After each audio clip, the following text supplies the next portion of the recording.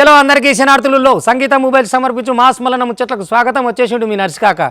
ఇక అరుచుకుందాం రారుల్లా ఇల్టి మోక.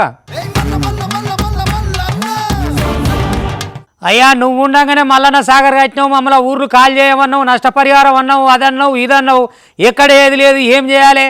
ఇప్పటికి నీ సర్కారు మారిపోయా, కాంగ్రెస్ సర్కారు వచ్చే. ఇక నువ్వు ఇప్పుడన్నా వాళ్ళకు కాంగ్రెస్ సర్కారు కన్నా చెప్పి మాకు న్యాయం జరిగేటట్టు చేయరాదు. నువ్వంటే చేయకపోతే మరి వాళ్ళతోటన్నా చేపియాలి కదా. నేను పోతే అడుగుతా, చీరుతా, చింపుతా, ఒళ్ళు జాగ్రత్త, ఇక అట్లా ఇట్లా అని మస్తు అంటివి కదా. మరి ఇప్పుడేమో మధ్యలోనే వెళ్ళి వస్తేవి సభలకు వెళ్ళి, మరి ఎట్లన్నట్టు ఏం సంగతి? మా ముచ్చట ఎవరు మాట్లాడాలి, జర మా ముచ్చట ఏందో తేల్చు అని చెప్పని మల్లన్న సాగర్ నిర్వాసితులంతా కేసీఆర్కు హైదరాబాద్ నివాసానికి అటు ఎర్రవెల్లి ఫామ్ హౌస్కు ఇక ఆయన ఇంటికి ఏడికాడు ఉంటే ఆడికి పంపిరట లేఖలు. మరి ఏం చేస్తాడో ఎట్ట చేస్తాడో. సభ లోపలికి పోయిండు, సంతకం పెట్టిండు. ఆలోపి ఈ మాట అన్నాడు, ఆ మాట అన్నాడు అని మొత్తం పార్టీ వాళ్ళు అందరు కలిసి బయటికే వచ్చిరి. మరి ఇక ఎవరు మాట్లాడాలి, ప్రతిపక్షం మాట ఏం సంగతి అనేది ఏం తేల్తలేదు. మరి ఎట్లా చేస్తారో చూడాలి. ఇక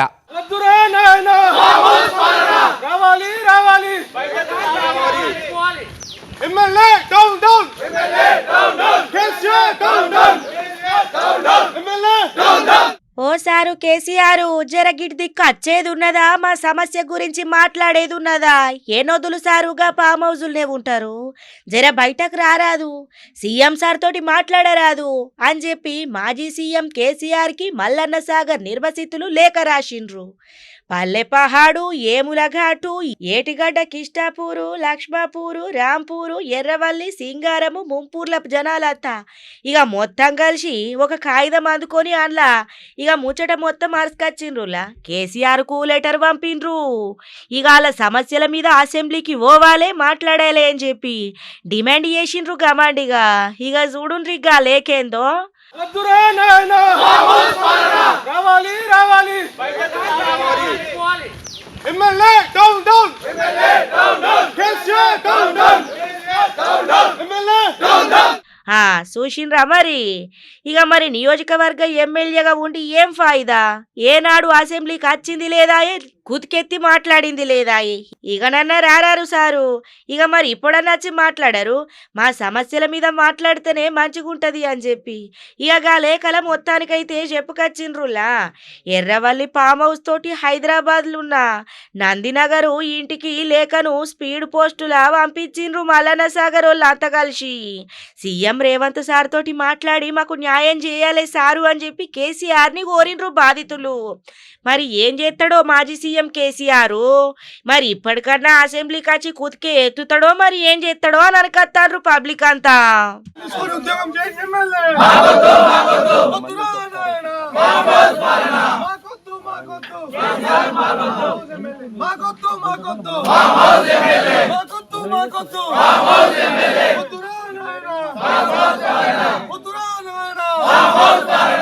ఇక చూడురా, చదువుకునే పొరగాళ్ళకి ఇయ్యాల రేపట్ల కూడా బస్సు సౌలత్ లేదంటే ఏమనాలి, ఎట్లా అనాలి? ఇక పనికి పోతారు గదే జీపులు ఎక్కిరి, బడికి పోయే పొరగాళ్ళు గదే జీపులు ఎక్కిరి, లేట్ అయితేనేమో ఆలస్యం అయిపోతే కష్టమాయా అని చెప్పని ఎట్లా పడితే అట్లా ఎక్కుదామని చెప్పని ఆ కడ్డీలను పట్టుకొని ధన్యాలకు బట్టలు ఏడన్నట్టు ఎలాడుకుంటూ పోతే ఇక బ్రేక్ కొట్టినప్పుడు అటో ఇటో ఏదైనా జరిగితే వాళ్ళ పరిస్థితి ఏంది, వాళ్ళ హాలత ఏంది, వాళ్ళ అవకాశం ఏంది? ఏమన్నా ఉంటుందా? చిన్న చిన్న పోరగాళ్ళు పనికి పోయేటోళ్ళు అందరూ మన బట్టల మూటలు వేసినట్టు వేసుకొని పోతురు అనుకోరా. రా జీప్ మీదెక్కి కిందికెక్కి సైడ్కెక్కి కడ్డీలు పట్టుకొని వెళ్ళాడి మెట్ల మీద నిలబడి అరే రే ఏం ఆరాటం, ఏం పోరాటం, ఎవరికి వచ్చిన కథ ఇది. ఇక చూడురులా ఈ ఊళ్ళో ఎట్ట అవుతున్నదో. ఇక ఇంకొక బస్సు కావాలన్నా ఎట్ట చేస్తారో ఏం చేస్తారో చెప్పురు మీరే. బస్సు లేకపోతే మాకు చాలా తక్లీఫ్ ఉంటుందని ఆ ఊరోళ్ళు అందరూ అంటారు. కానీ బస్సు వేసే దిక్కు లేదట. మరి ఎమ్మెల్యే వాళ్ళు ఏం సంగతి అనేది అరుచుకుందాం రారి. బడికేమో కరెక్ట్ టైంకి పోవాలనాయే, జర్రంతా లేట్ అయినా పనిష్మెంట్ ఇస్తారు సార్లు, బయట నిలబెడతారు. ఇక కిలాసులు సుతా బగ్గ మిస్ అవుతాయి. ఎట్లా చేయాలనో అర్థం కాక పొలగాండ్ల తండ్లాట చూడుండ్రి ఎట్లున్నదో. బడికోయో పోరలకు బస్సులు చక్కగా లేక ఎంత ఆగం మీద పోతాన్రో. ఇక ఈ ఊరి పోరలకు స్కూల్కు పోవడంటే ఒక సాహసం అనే చెప్పాలి. పానాలతోటి శలగాట మారుడే అన్నట్టు. ఈ టైంకు స్కూల్కు పోవాలంటే ఇక పానాల మీదికి తెచ్చుకుంటుండ్రు. వాళ్ళు చేస్తున్న డేంజర్ జర్నీ అందరినీ ఆందోళనకు గురి చేస్తాంది. నారాయణపేట జిల్లా మద్దూరు మండలంలో చదువుకునే చదువుకునే పోరల యానెనక చూడుండ్రి ఎట్లా ఏలాడుకుంటా పోతాన్రు. ఇక గిది చూసినోళ్ళు అందరి మనసు సుతా కలుక్కుమంటుంది. వ్యాన్ నిండా పోరలే ఉన్నారు. గండ్లా సరిపోకపోవడుతోటి ఇంకింత మంది గిట్లా ఇనుప కడ్డీలను పట్టుకొని ఏలాడుకుంటా పాయనం కట్టిండ్రు. ప్రమాదమని తెలిసిన గిసొంటి ప్రయత్నాలు మాత్రం తప్పుతలేవని ఊరోళ్ళు చెప్పుకత్తాన్రు. ఉస్కూలు టైంలే ఇంకొక బస్సు ఎక్కువేయాలి అని చెప్పి మొత్తానికైతే చెప్పుకత్తాన్రులా. బస్సు లేక గింత తక్లీఫ్ అదనపు బస్సు ఉంటే గీ పరిస్థితి వచ్చేదే కాదు అని చెప్పి పోరల తల్లిదండ్రులు మాట్లాడుకత్తాన్రు. మరి సర్కార్ గీ ముచ్చట మీద నజరేసిగా బస్ ఏదో పంపిస్తే మంచిగుంటది.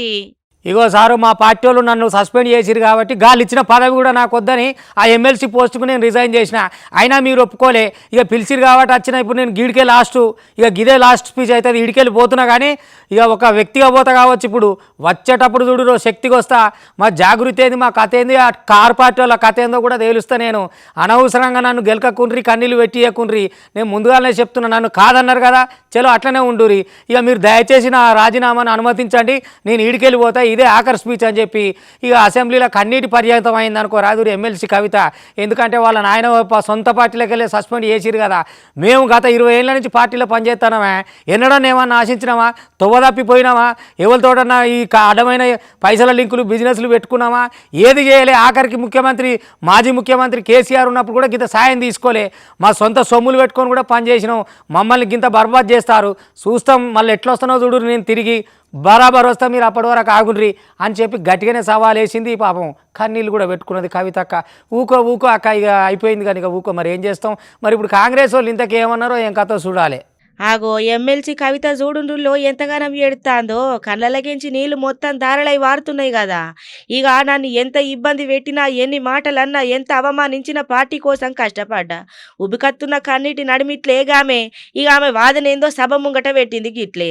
నైతికత లేనటువంటి ఆ పార్టీలో ఉండి ఆ పార్టీ ద్వారా వచ్చిన ఎమ్మెల్సీలో ఉంటే అధ్యక్ష ఓటి కుండలో నీళ్ళు పోసినట్టు అవుతుంది అధ్యక్ష. ఎన్ని నీళ్ళు పోసినా దానికి ఏం నైతికత ఉండదు అధ్యక్ష. ఆ నైతికత కోల్పోయిన బీఆర్ఎస్ పార్టీలో నేను ఉండదలుచుకోలేదు అధ్యక్ష. I'm really not able to fulfil my role as an MLC or any public representative అధ్యక్ష.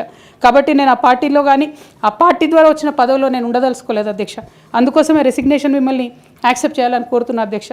ఇక పార్టీలా నన్ను బగ్గా అవమానించిండ్రు. జనాల కోసం నిలబడ్డ, జనాల నడిమిట్లున్న ఇచ్చిన పనులు మొత్తం మంచిగా చేసుకొచ్చినాం. అయినా సుతా నా మీద కక్ష కట్టి కేసీఆర్ చుట్టూరు గున్నోళ్ళంతా నన్ను కావాలని బయటకు దోషేసిండ్రు.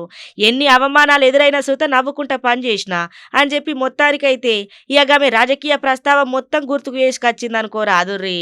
నేనేమి తప్పు చేయకుండా పార్టీలో కొంతమంది కక్షగట్టి మహిళా నాయకత్వం ఎదగకుండా పార్టీలో కొంతమంది కక్షగట్టి అధ్యక్ష ఎక్కడైతే ఉద్యమకారుల మాటలు కేసీఆర్ గారికి చేరుతాయో, ఎక్కడైతే సామాన్య కార్యకర్తల మాటలు కేసీఆర్ గారికి చేరుతాయో, ఎక్కడైతే పేదవాళ్ళ మాటలు కేసీఆర్ గారికి చేరుతాయి అనుకున్నారు అధ్యక్ష, వాళ్ళకు అడ్డు కూడా కట్టి ఇవాళ నన్ను పార్టీ బయట వేసినారు అధ్యక్ష.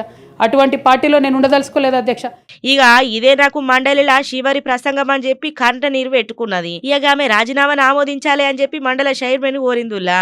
బీఆర్ఎస్ పార్టీలో జరుగుతున్న అవినీతి మొత్తం ఎప్పటికప్పుడు కేసీఆర్ కు నేను చెప్పిన, కేసీఆర్ దగ్గర మాట్లాడే ధైర్యం ఓళ్ళకలేదు నాకు ఒక్కదానికి తప్ప. చుట్టూరు గున్నోళ్ళు అందరు నా మీద కచ్చగట్టి ఇట్లా చేసిండ్రు. ప్రశ్నించినందుకు పార్టీ నుంచి వెళ్ళి నన్ను పంపిర్రు అని చెప్పి ఫుల్లుగా గరం అవ్వుకుంటా బాధ మొత్తం ఎల్లగాక్కింది. ఇక ఇనకద్దాం పాండ్రి ఆమె మాటలనే. రాష్ట్రం వచ్చిన తెల్లారే మేము ఫక్తు రాజకీయ పార్టీగా మారుతున్నామంటే మేమందరం సంతోషించిన అధ్యక్ష. ఎందుకంటే ఏమనుకున్నామంటే మేమందరం ఉద్యమానికి వ్యతిరేకంగా పనిచేసిన శక్తుల్ని అణచివేస్తారనుకున్నాం అధ్యక్ష. తెలంగాణకు ఒక స్వీయ రాజకీయ అస్తిత్వం వస్తుంది అనుకున్నాం అధ్యక్ష. కానీ ఉద్యమకారులకు, ఉద్యమ సహచరులకు అధ్యక్ష, ఉద్యమంలో రాత్రి పగలు పనిచేసిన వాళ్ళకు, కష్టకాలంలో అండగా ఉన్న వాళ్ళకు అధ్యక్ష అందరిని ఆగం చేస్తారనుకోలే అధ్యక్ష. I'm sorry, I'm really getting emotional. ఇక గదన్నట్టులా కథ నాది ఆస్తుల పంచాయతీ గానే కాదు, ఆత్మగౌరవ పోరాటం అని చెప్పి దండిగానే స్పష్టం చేసింది. ఇక కేసీఆర్ అంటే ఒక ఎమోషనల్ అని చెప్పుకొచ్చింది పోన్రి. తెలంగాణలో వేయాల్సిన పనులు మస్తుగా ఉన్నాయి. నీళ్లు, నిధులు, నియామకాలకు బీఆర్ఎస్ గండి కొట్టింది. 3 ఏళ్లు నేను ఈడీ, సిబిఐ కేసులతోటి బగ్గా ఇబ్బంది పడ్డా. కేసీఆర్ మీద కోపంతో బీజేపీలు నన్ను అరెస్ట్ చేసిండ్రు. ఇక అప్పుడు బీఆర్ఎస్ నాకు అండగుండాల్సింది పోయి నన్ను పక్కకు పెట్టింది అని చెప్పి కన్నీళ్లు పెట్టుకున్నది. నేను గత 8 సంవత్సరాలుగా ఇండిపెండెంట్గా ఒక వ్యక్తిగా సంస్థను నడుపుతూ చేస్తున్నటువంటి ప్రయత్నాలని అడ్డుకట్ట వేయడానికి మొదటి రోజు నుంచే ప్రయత్నం జరిగింది అధ్యక్ష.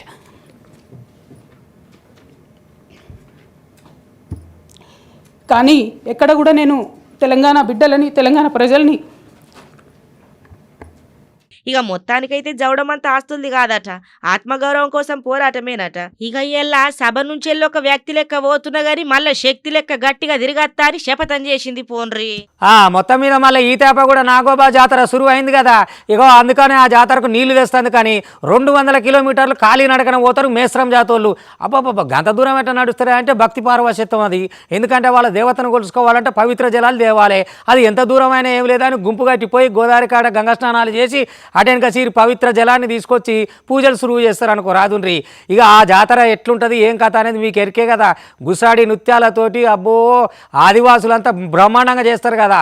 ఇక 4-5 రోజులు జరిగే ఈ జాతరకు జనం కూడా అదే తీరులో వస్తారు. పక్క రాష్ట్రాలకు వెళ్ళి ఇక్కడికి వెళ్ళి అక్కడికి వెళ్ళి అబ్బబ్బబ్బ మహదండిగా అవుతారు అనుకో రాదురి.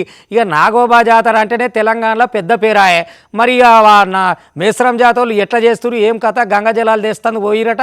మరి వాళ్ళ ఆచార సాంప్రదాయాలు ఏంటివి, మరి జాతర ఎట్లున్నదో ఒక్కపారి జాతరకు పోదామా జోరుగా చూసొద్దామా అని కూడా పోదాం రారి.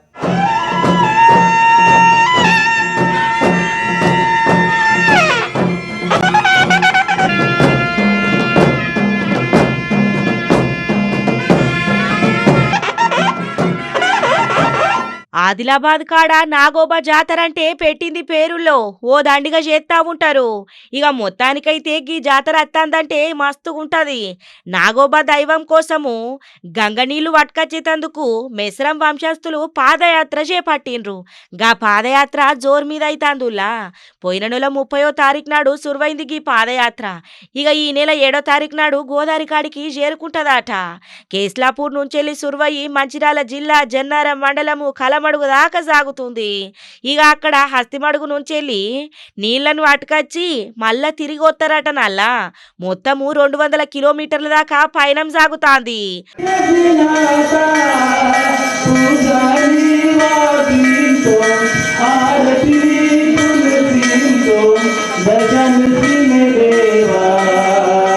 ఇంకా గీ మెస్రం వంశస్థులు మొత్తానికైతే నాగోబా జాతరను భక్తి శ్రద్ధలతోటి దండిగా చేస్తారు.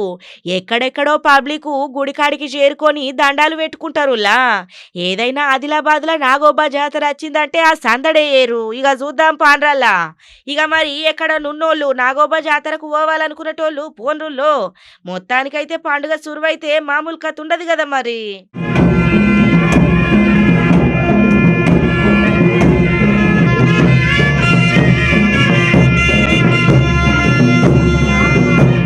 కాదు గిడ చూడు రీ బ్రహ్మానందం గారి ఇంద్రసీన్ చూసినాక కూడా వీళ్ళు గిట్లా చేస్తురంటే ఏమనాలి. ఇక ఇంద్రసీన్ వాళ్ళు అంటాడు కదా ఓ మాచేత పాచేత నీకు బంగారు నగలు ఇళ్ళ పెడితే మళ్ళీ డబల్ అయ్యి వస్తాయి అని అంటే ఇక మన వాళ్ళు నమ్మి ఇస్తారు కదా. అగో గట్టనే చేసినట్ట ఒకడు, మీరు 50 లక్షలు ఇస్తే 1 కోటి అయితే నాతోటి అవుతుంది, మీరు పైసలు అయితే ఇవ్వరు అన్నాడట. ఇదేదో బాగానే ఉన్నది, పుణ్యానికి వచ్చిన పైసలు ముల్లె చేసుకోవచ్చు అనుకున్నారట. ఈడెందుకు ఊకుంటాడు, ఈడు పుణ్యానికే కావాలనుకున్నాడు కదా. అగో వీడు గెలిచిండు, వాళ్ళు ఓడిపోయారు. వాళ్ళని ఎట్ట మోసం చేయాలో అట్లా చేసిండు, ఉన్నకాడికి వేసుకొని అవతల పడ్డాడు. మరి అందుకని ఆశకు పోవద్దు అని చెప్తాము. ఆశకు అద్దు లేదు, మనిషి బుద్ధికి లేదు అన్నట్టు. మరి ఏం చేస్తారు, ఎందుకు చేస్తారా గింత ఉతారు చేతలు?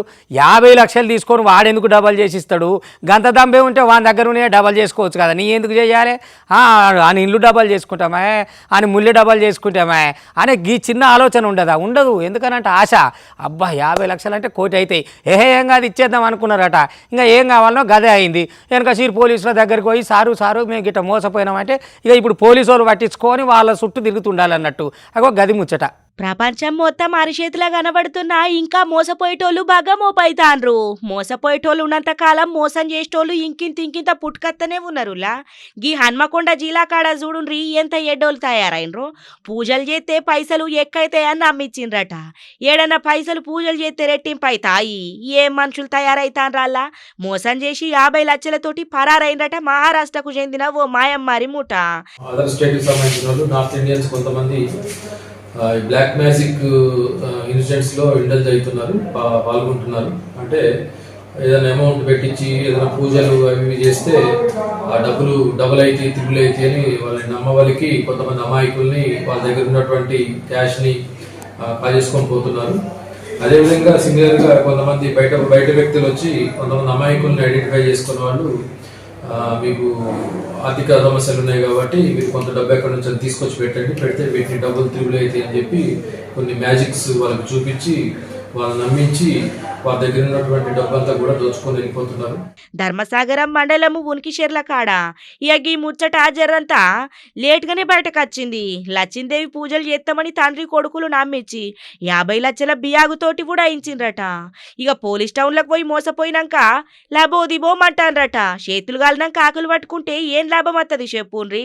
మరి ఇప్పుడు ఎవరిని ఏం చేయమంటావా? నువ్వు బెట్టింగ్ ఆడితివి, ఎవరన్నా అడిగి కడితివా? మరి బెట్టింగ్ యాప్లలో ప్రమోషన్ చేస్తా అని ఉరుకులాడితివి, ఎవరు నన్ను అడిగి చేసినవా? ఇప్పుడు తమ్మం ఎక్కి మాత్రం తయారుగా కూర్చుంటే ఏం చేయాలి, ఎవడు చేయాలి? 60 లక్షలు ఇంకా అప్పున్నాడట. పోనీ కిడ్నీ అమ్ముకుందామని ట్రై చేస్తే అది 4 లక్షల బేరమే వచ్చిందట. ఇంకా 56 లక్షలు ఏనిచ్చి కావాలి? మరి ఎవరు చేయాలి, ఎవడాడమన్నాడు, ఎందుకు వచ్చిన లొల్లి?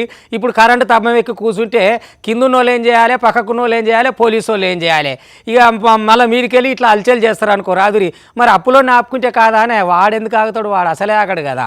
నువ్వు గంతగానో లక్షల అప్పులు చేస్తే అందుకనే అంటాము ఈ అడ్డమైన బెట్టింగ్ యాప్లు కానీ అటు ఈ సైబర్ నేర పోరగాళ్ళు ఈ పంపుతారు కదా లింకులు, అవి ఓపెన్ చేయకూరు అంటే ఈనరు, ప్రమోషన్ అంటే ఈనరు.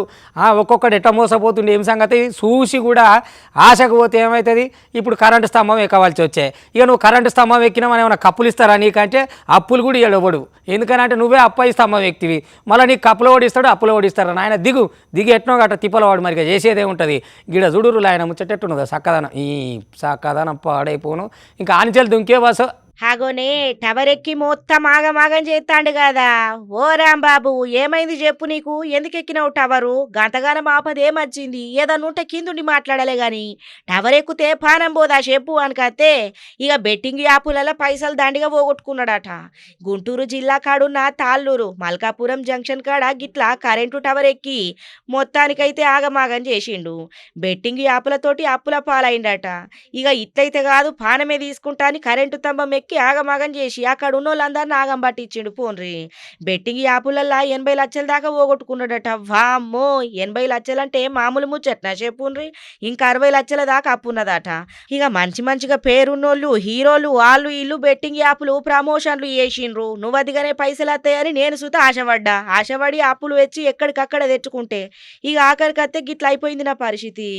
నేను బెట్టింగ్ ఆడి అప్పులు పాలయ్యా sir. Balakrishna sir, Prabhas sir వల్ల ఈ బెట్టింగ్కి వాళ్ళు ఇచ్చిన ప్రమోషన్ వల్ల నేను బెట్టింగ్ ఆడాను సార్.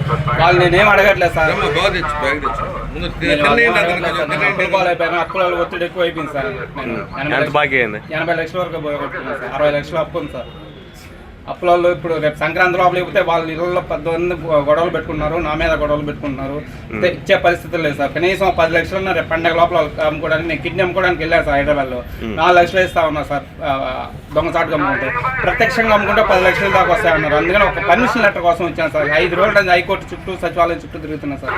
లోపలికి పోనట్లేదు. హైకోర్టు ఇలా వెళ్ళితే నువ్వు ఐపీ బెటర్ అన్నా. అప్పులు ఇచ్చిన వాళ్ళ మీద ఏం ఐపీ పెడతావు సార్? నేను ఇక అప్పులు తీర్చుకునుడు కోసం నా కిడ్నీ అమ్ముకునేందుకు హైదరాబాద్ సుతపోయినా 4 లక్షలు మాత్రమే ఇస్తా అని చెప్పిండ్రు. సంకురాత్రి పండుగ వస్తుంది.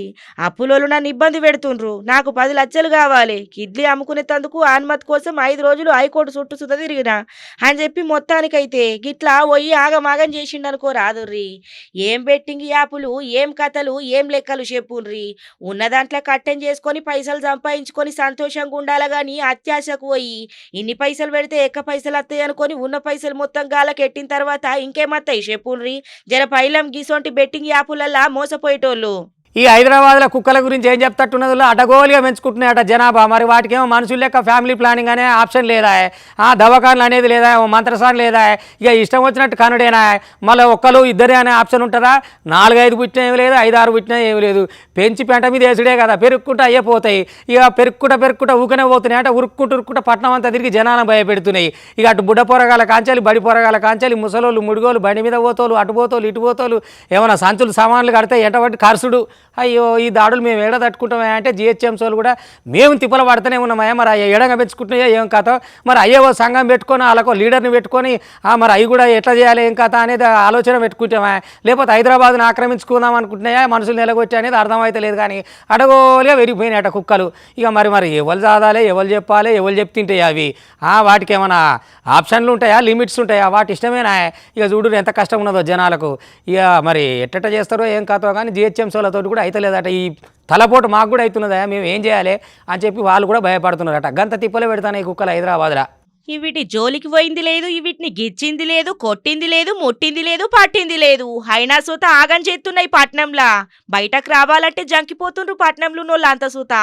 ఇక హైదరాబాదు పట్నంలా గ్రామ సింహాలు మస్తుగా భయపెడుతున్నాయులా. గుంపులు గుంపులుగా తిరుగుతున్న కుక్కలను చూసి బయటకు రావాలంటే జంకిపోతుండ్రు జనాలు. చిన్న పొలగాండ్ల మీద దాడులు చేస్తే ఏమో అని తల్లిదండ్రులు బాంబేలు ఎత్తుతాండ్రు. మొన్నటికి మొన్నకి ఆంబర్పేట కాడున్న గోల్నకల్లా పతంగి ఎగిరెత్తున్న పిలగాని మీద కుక్కలు ఒక్కటి తేపచ్చి దాడి చేసినాయట. ఇక గిట్ల ఒకటి కాదు రెండు కాదు ఏకంగా ఏడ దొరుకుతాడ సందు బొందులలో కుక్కలు చేయంగా బయటకు రావాలంటే భయపడుతుండ్రు హైదరాబాద్ వాళ్ళంతా. హైదరాబాద్లో కుక్కల లెక్క ప్రకారం 4 లక్షల వీధి కుక్కలు ఉన్నాయట నువ్వులా. వీటి సంఖ్య అంతకంతకు 2.5 రేట్లు మస్తుగానే పెరుగుతుందని చెప్పుకొత్తాండ్రు. పోయిన ఏడాది రాష్ట్రం మొత్తం మీద 131,000 కుక్క కాట్ల కేసులు నమోదైతే ఇక గ్రేటర్ హైదరాబాద్లోనే 1,00,000 మీద ఘటనలు జరిగినాయట. కుక్కల నియంత్రణకు GHMC కోట్లాది పైసలు ఖర్చు ఎత్తున సుత ఎసొంటి ప్రయోజనం లేకుండా పోతుంది. జరంతా వీటి నివారణ చేయుండ్రి. ఈ వీధి కుక్కలు లేకుండా చూడుండ్రి. ఎటన్నా పోవాలన్నా రావాలన్నా పొలగాండ్లు ఉస్కూల్కు పోయొచ్చి ఆడుకోవాలన్న సుత బగ్గ భయపడే కాడికి వచ్చిందని చెప్పుకొత్తాండ్రు. గింత ఆగమున్నది హైదరాబాద్ పట్నంలో కుక్కలతోటి. ఇక గివనటి వాటి సంగీత మొబైల్ సమర్పించు మాస్ మల్లన్న ముచ్చట్లు చూస్తూనే ఉంటుంది. మళ్ళీ రేపు ఇది వరదాకా మీ TV5 ఇగుంటా.